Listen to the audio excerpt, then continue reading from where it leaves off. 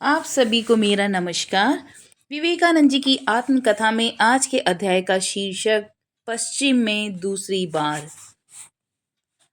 गंगा से निकलने में हमें 2 दिन लग गए। 24 जून की रात हमारा जहाज मद्रास पहुंचा। सुबह सुबह उठकर देखा, समुद्र के बीच हम प्राचीनों से घिरे मद्रास बंदरगाह पर थे। संध्या समय जहाज छूटा। उस वक्त एक शोर मचा। मैंने खिड़की से झांककर देखा, करीब 1000 की संख्या में मद्रासी स्त्री पुरुष बालक बालिका बंदरगाह के बांध पर बैठे हुए थे। जहाज छूटते ही उन लोगों ने यह विदाई सूचक शोर मचाया था। मद्रासी लोग अगर खुश होते हैं तो बंगालियों की तरह मुंह से विशेष ध्वनि निकालते हैं। मद्रास से कोलंबो 4 दिन। गंगा सागर से तरंगों का जो टूटना बिखरना शुरू हुआ वह धीरे धीरे बढ़ता गया। मद्रास के बाद और अधिक बढ़ गया।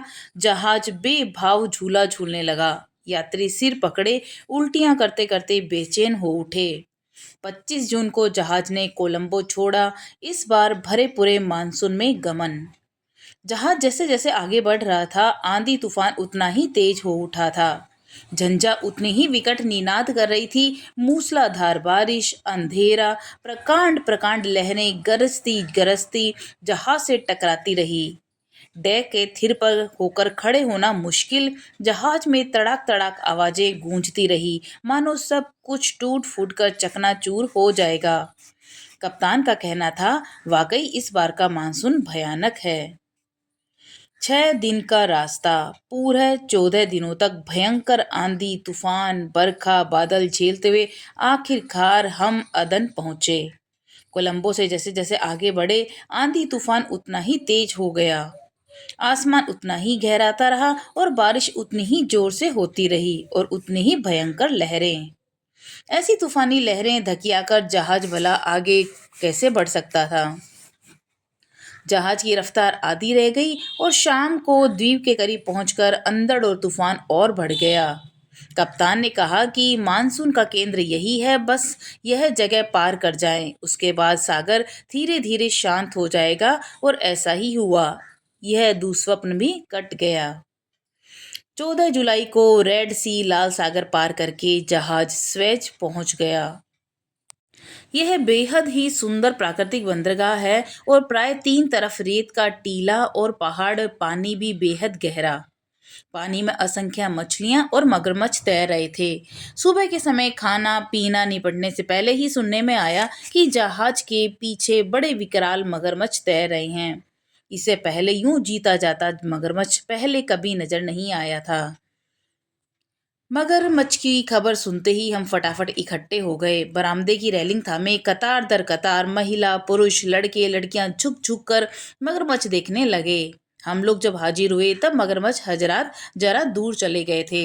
मेरा मन थोड़ा खिन्न हुआ, लेकिन आधा घंटा 3 क्वार्टर मेरी झुंझलाहट बढ़ रही थी। तभी किसी ने कहा, यह रहा यह रहा। 10-12 लोगों का शोर सुनाई दिया। वो देखो आ रहा है, इधर ही आ रहा है। मैंने देखा कि दूर एक प्रकांड काली चीज तैरकर इधर आ रही थी और 5-7 इंच जल के नीचे धीरे धीरे वह चीज आगे बढ़ गई। प्रकांड चपटा सिर दिखाई दिया। वही राजशाही चाल, भयंकर हंगर। सेकंड क्लास के लोग अतिशय उत्साहित हो उठे थे। उनमें से एक फौजी भी था। उसके उत्साह की कोई कमी नहीं थी। पूरा जहाज खोजकर एक भारी भरकम कंटी का जुगाड़ किया और उसमें करीब सैर भर मांस रस्सी से कसकर बांध दिया। उसमें एक मोटी रस्सी बांधी गई। 4 हाथ रस्सी छोड़कर उसमें काठ की एक मोटी काठी भी कस दी गई। उसके बाद काठी समेत वह कटियां झटपट पानी में फेंक दी गई। हम सब धड़कते दिल से एड़ियों के बल खड़े बरामदे की रेलिंग पर झुके झुके श्रीमान मगरमच्छ के आने की राह देखते रहे। वह मगरमच्छ कंटिया के आसपास चक्कर लगाता रहा और फेंके गए गोश्त के चारे को मुंह में लेकर वह उसे हिला डुलाकर देखता रहा। देखें, सब खामोश खड़े थे। अब वह चित्त हो गया। मांस का टुकड़ा निगलने लगा। निगलने दो। तब वह चपटा धीरे धीरे पीछे छिपकर वह पूरा टुकड़ा हजम करके जाने लगा। ऐन वक्त पर रस्सी खींच गई। विस्मित चपटा ने मुंह झटकाकर उस रस्सी को फेंक देना चाहा। परिणाम उल्टा हुआ। कंटिया उसके मुंह में धंस गई और जहाज पे सवार लड़के बूढ़े जवान रस्सी पकड़कर खींचने लगे। उस मगरमच्छ का सिर पानी से ऊपर उठ गया और सब लोग जोर से खींचो करने लगे। बाप रे बाप, क्या मगरमच्छ है! धप्प से जहाज पर आ गिरा। उस दिन मेरा खाना पीना मिट्टी हो गया। हर चीज में मुझे उस मगरमच्छ की गंध आ रही थी। अब भूमध्य सागर, भारतवर्ष के बाहर ऐसी यादगार जगह और कहीं नहीं है। एशिया, अफ्रीका, प्राचीन सभ्यता का अवशेष। एक किस्म की रीति नीति, खाने पीने की इतिश्री हुई। अब एक और प्रकार की आकृति प्रकृति, आहार विहार, पोशाक पहनावा, आचार व्यवहार आरंभ हो गया। यूरोप आ पहुंचा। जहाज नेपल्स में लगा और हम इटली पहुंच गए। नेपल्स छूटने के बाद जहाज मसाई पहुंचा, उसके बाद सीधा लंदन। इस बार मैं सच ही निकल पड़ा हूँ। उम्मीद है करीब 2 एक सप्ताह में लंदन पहुंच जाऊंगा। इस वर्ष अमेरिका जरूर जाऊंगा। उम्मीद है कि तुमसे मिलने का मौका जरूर मिलेगा। पता है, मैं अभी भी इतना ही वस्तुतांत्रिक हूँ कि मित्रों से आमने सामने मिलना चाहता हूँ। भारत में मेरी तबीयत काफी खराब थी, दिल की गड़बड़ी चल रही थी। पहाड़ों पर चढ़ाई और बर्फीले स्रोत में नहाना और स्नायु संबंधी अवसाद वगैरह इस कारण थे। हंफनी के प्रकोप से भी प्रचंड रूप से बेकाबू रहता था और इस बात का हमला पूरे 7 दिन 7 रात स्थिर बना रहा। हर पल मेरी सांस छूटती रहती थी, मुझे खड़ा रहना पड़ता था। इस बार के सफर ने मुझे एक नए इंसान में रूपांतरित कर दिया। अब मैं अपेक्षाकृत बेहतर महसूस कर रहा हूँ और अगर ऐसा ही चलता रहा तो आशा करता हूँ अमेरिका पहुंचने से पहले काफी तरोताजा हो उठूंगा। अमेरिका, विंबलडन, इंग्लैंड, 3 अगस्त 1899। समुद्र यात्रा की वजह से सेहत काफी बेहतर हो गई है। इसकी वजह है डंबल उठाकर व्यायाम और मौसम से आंधी तूफान में लहरों पर स्टीमर की उलट पुलट। अजीब बात है ना। आशा है यह कायम रहेगा। आजकल यहाँ की आबो हवा बेहद सुंदर और उष्ण है। सभी लोगों का कहना है कि कुछ ज्यादा ही उष्ण है। कुछ दिनों के लिए मैं शून्यवादी हो गया हूँ। कहीं किसी में भी विश्वास नहीं करता। कहीं कोई योजना, कोई पश्चाताप, कोई प्रयास, कुछ भी नहीं। कामकाज के बारे में भी कोई हस्तक्षेप नहीं करने की नीति ग्रहण कर ली है। वैसे इकट्ठे होकर जुट जाओ, कर्म से किसी को भी निस्तार नहीं है। इस बार की समुद्री यात्रा के फलस्वरूप मेरी उम्र कई वर्ष कम हो गई है। बस जब एकदम से छाती जोर जोर से धड़कने लगती है तो एहसास होता है कि अब उम्र हो गई है। यह क्या किसी अस्थि चिकित्सा का कोई मामला है? मेरा रोग दूर करने के लिए क्या स्थातिक पसलियां काट कर निकाल लेंगे? नहीं नहीं, यह नहीं होने वाला।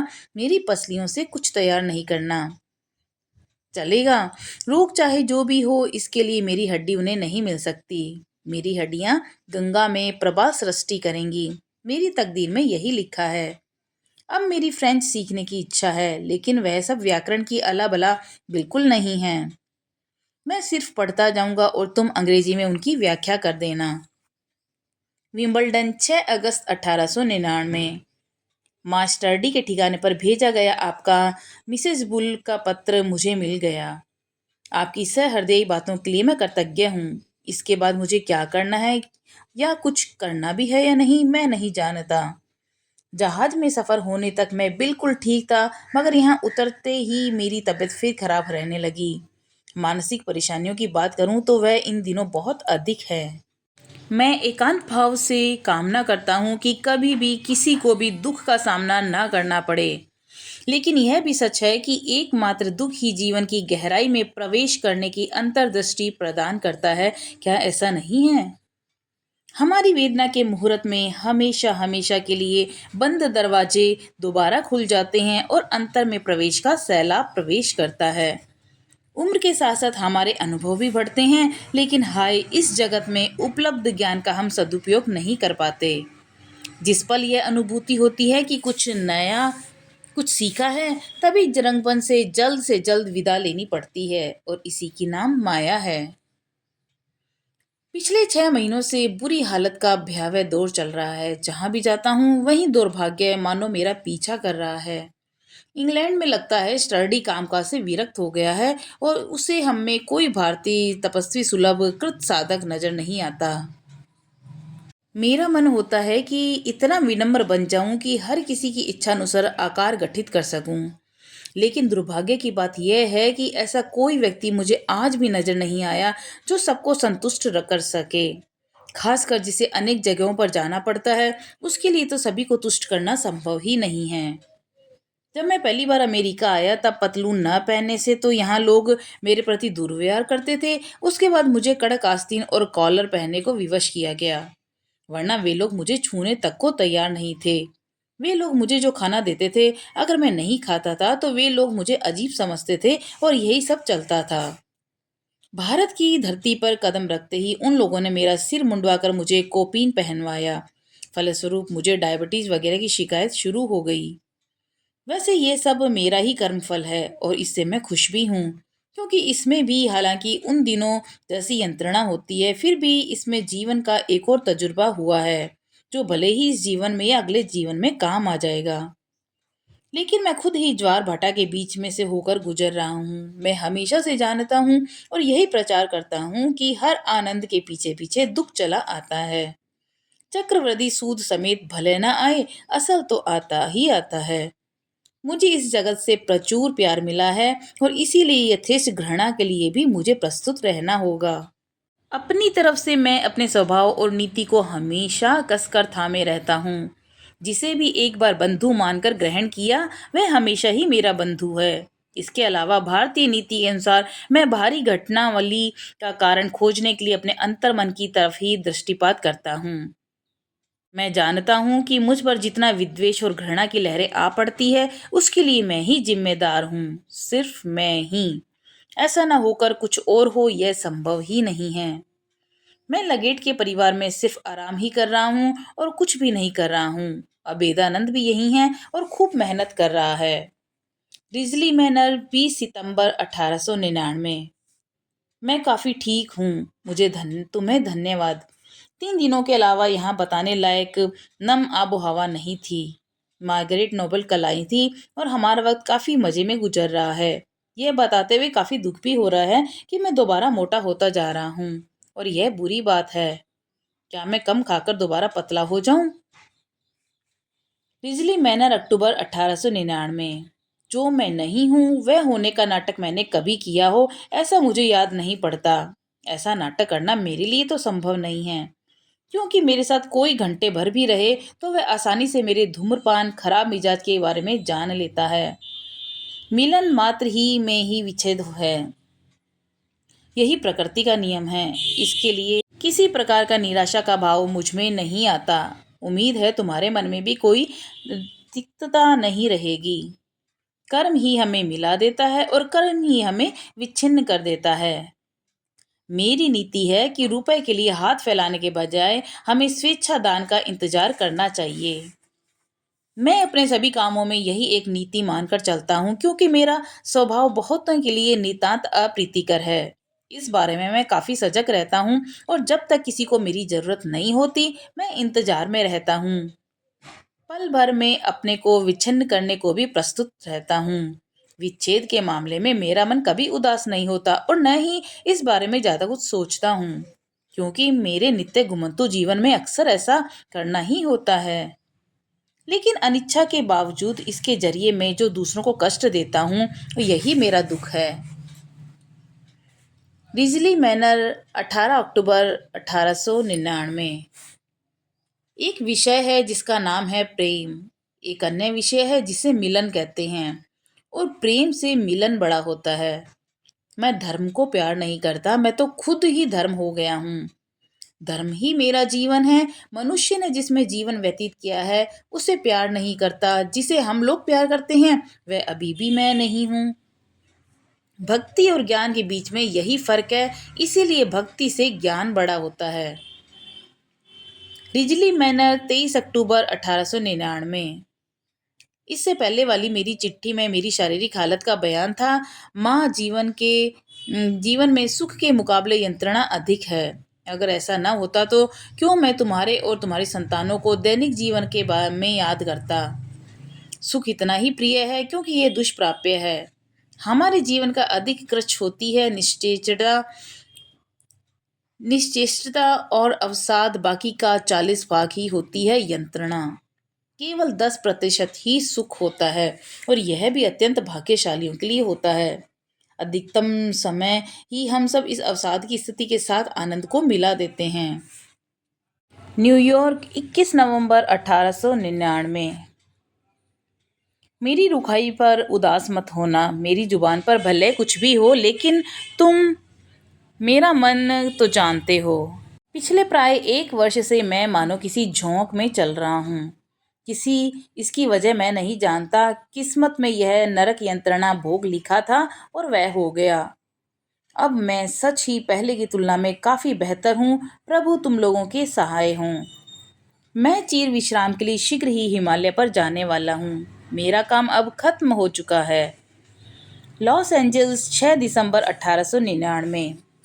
प्रिय निवेदिता, किसी किसी का स्वभाव ही ऐसा होता है कि उनको दुख पाना ही प्रिय होता है।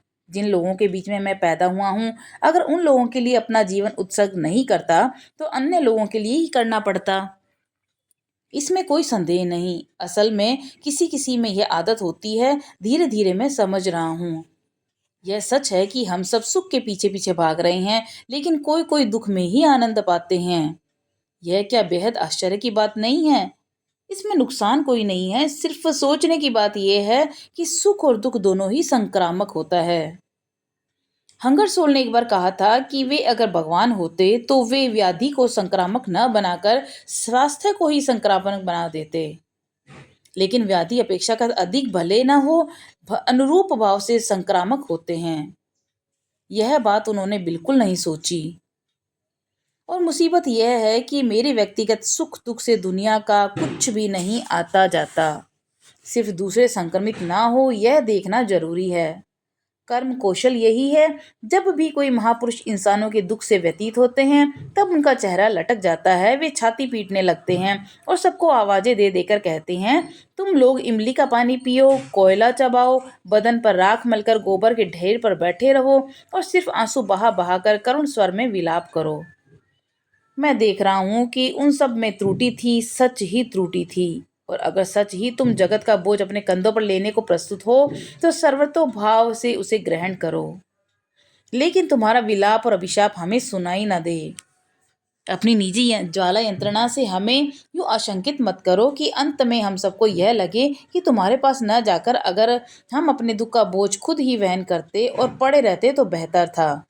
जो इंसान सच ही जगत का दायित्व अपने ऊपर लेता है, वह जगत को आशीषें देते देते अपने मार्ग पर चलता रहता है।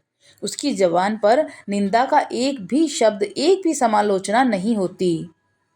इसका कारण यह नहीं है कि जगत में पाप नहीं है। इसका कारण यह है कि वह स्वेच्छा से स्वयं प्रवृत्त होकर वह पाप अपने कंधों पर उठा लेता है। जो परित्राता है, उन्हें ही आनंद सहित अपने मार्ग पर चलना होगा। जिन लोगों की परित्राण मिलता है, यह काम उन लोगों का नहीं है। वर्षों पहले मैं हिमालय पर गया था और यह सोचकर कि अब वापस नहीं लौटूंगा, इधर मेरी बहन ने आत्महत्या कर ली। जब ये खबर मुझ तक पहुंची तो मेरे उसी ही दुर्बल हृदय ने मुझे शांति की आशा से विच्युत कर दिया। उसी दुर्बल हृदय ने ही मुझे एक बार फिर जिन लोगों को मैं प्यार करता था, उन लोगों के लिए थोड़ी सी सहायता की भिक्षा के लिए मुझे भारत से खदेड़ दिया। इसलिए आज मैं अमेरिका में हूँ और मैंने शांति की कामना की थी, लेकिन भक्ति के आधार पर मेरे मन में मुझे उससे वंचित कर दिया। संग्राम और यंत्रणा, यंत्रणा और संग्राम। खैर छोड़ें, जब मेरी यही नियति है तो यही हो, और जितनी जल्दी इसकी परिसंपत्ति हो उतना ही मंगल। लोग कहते हैं कि मैं भावुक हूँ, भावप्रवण हूँ, लेकिन मेरी हालत और स्थिति जरा सोचकर देखें। कार्यों का समापन भीषण तमसाच्छन्न और भयंकर विशृंखल होता जा रहा है। लेकिन भगवान के लिए यह मत सोच लें कि मैं पल भर भी हिम्मत छोड़ दूंगा या हथियार डाल दूंगा। काम करते करते अंत में मैं अगर सड़क पर मरने के लिए भगवान मुझे अपने छकड़ा गाड़ी का घोड़ा भी बनाकर रखें तो चलो, उनकी ही इच्छा पूर्ण हो।